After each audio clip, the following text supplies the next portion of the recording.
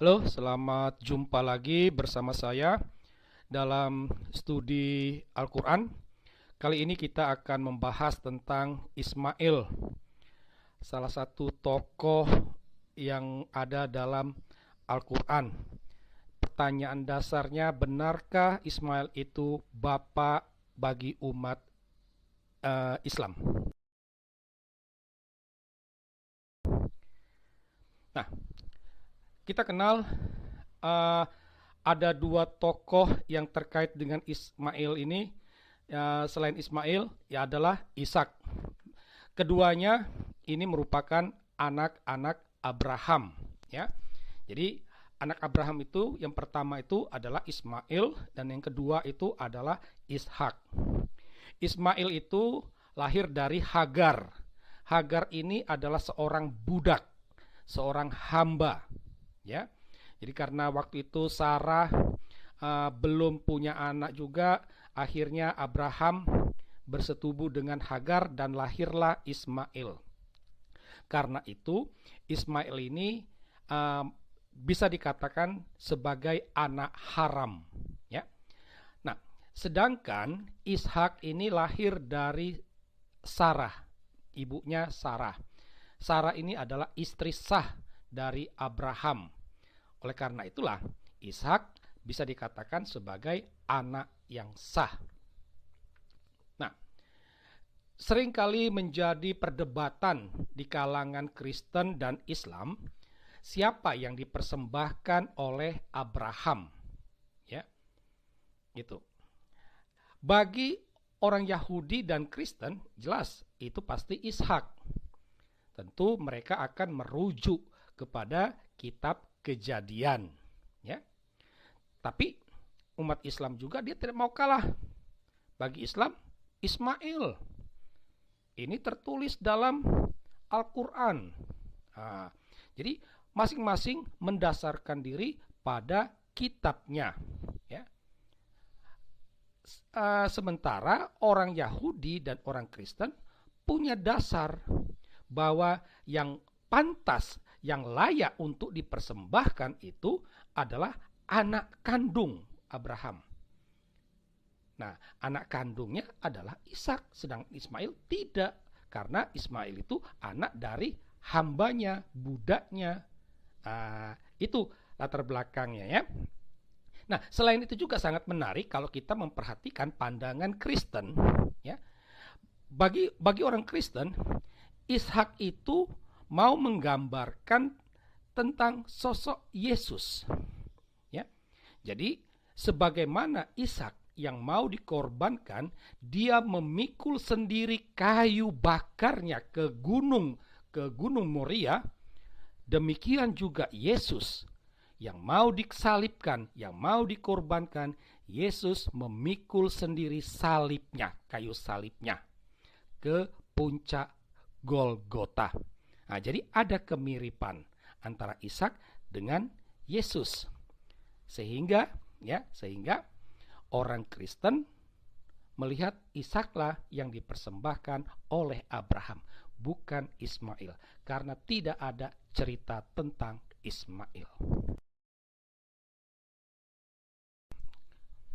Nah, sekarang kita akan melihat Ismail dalam Al-Quran.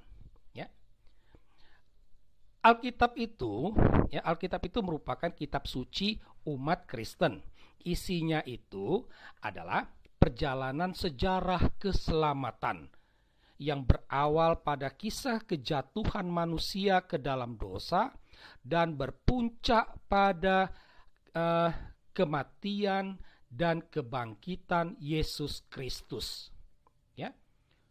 Jadi isi Alkitab itu adalah perjalanan sejarah keselamatan, ya, yang semuanya nanti berpuncak kepada itu. Selesai peristiwa kematian dan kebangkitan Yesus, para rasul dia hanya mewartakan kisah tersebut saja. Ya. Selain perjalanan sejarah keselamatan, Alkitab juga berisi kisah-kisah para leluhur. Ya, di sana ada Ishak, ada Yakub, ada Yusuf, ada Musa, ada Daud, dan lain sebagainya. Nah, berbeda dengan Al-Quran. Memang Al-Quran adalah kitab suci umat Islam. Akan tetapi isinya itu lebih pada kumpulan perkataan-perkataan Allah. Ya, dia bukan dalam bentuk narasi, tetapi dalam kumpulan-kumpulan perkataan-perkataan Allah. Yang terkadang antara satu ayat dengan ayat lain itu tidak nyambung. Ya, nah. Bagaimana kisah Ismail dalam Al-Quran? Ya, kita akan menelusurinya. Nah, kami akan membuat sekedar perbandingan. Ya, kalau kita menelusuri Al-Quran, maka akan ditemukan Ismail itu hanya terdapat dalam 16 ayat atau wahyu. Sedangkan Ishak ada 18 ayat. Yakub ada 30 ayat. Yusuf ada 56 plus ada satu surah khusus menggunakan nama Yusuf. Musa ada 199 ayat atau wahyu. Daud hanya 18 ayat. Salomo 21 ayat. Maryam 31 ayat atau wahyu plus satu surah. Jadi ada surah Maryam, ya. Tapi tidak ada surah Ismail. Itu loh. Nah, dari perbandingan tadi tampak jelas bahwa pewartaan tentang Ismail itu sangat sedikit. Al-Quran justru lebih banyak mewartakan tokoh-tokoh yang ada dalam tradisi Yahudi dan Kristen. Ya. Itu. Jadi pewartaan Ismail sendiri sangat sedikit. Padahal dikatakan Ismail itu bapak leluhur umat Islam. Padahal Al-Quran adalah kitab suci umat Islam. Tetapi kenapa? Ya. Nah, dari sinilah muncul pertanyaan, ya. Kita dapat mengajukan dua pertanyaan kritis, ya.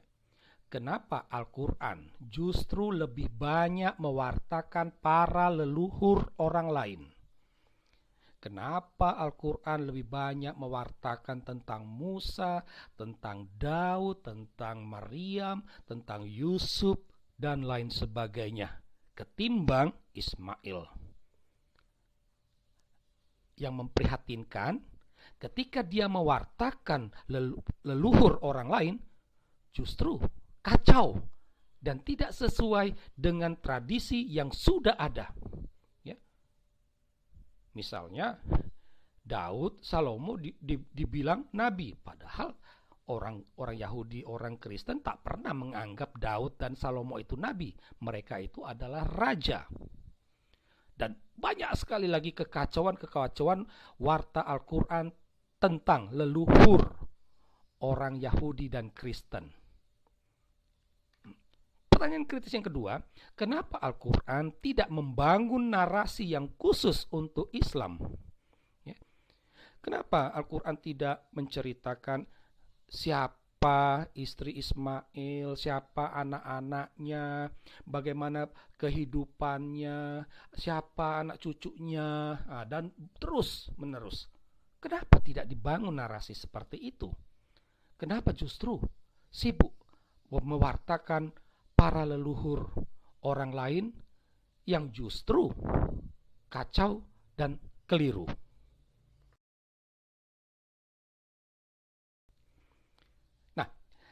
Dari sini kita sampai pada catatan akhir, ya.